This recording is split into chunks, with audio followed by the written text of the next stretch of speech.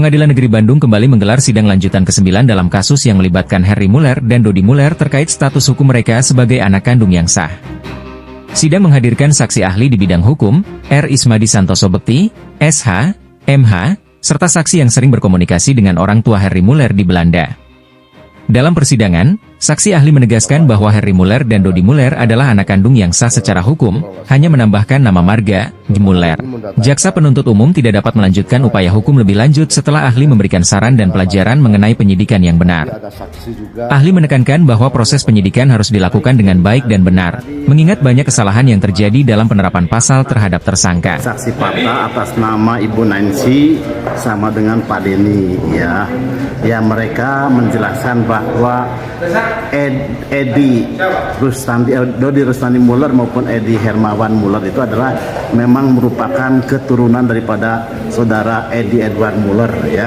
Itu yang pertama.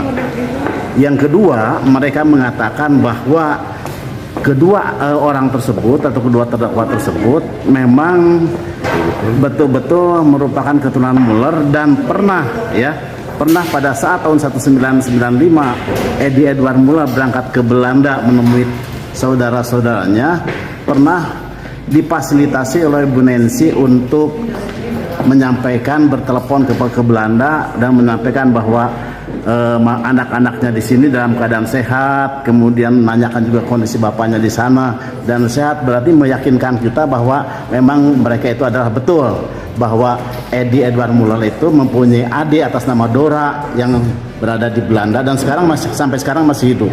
Masih di Belanda, Pak, ya? Masih di Belanda. Yang bisa dihubungi. Terus ini kira-kira sampai kapan selesainya putusannya, Pak? Kan ini sampai berjalan. Tadi habis 2 orang saksi fakta, lanjut kepada saksi ahli, ya. Saksi ahli dari pihak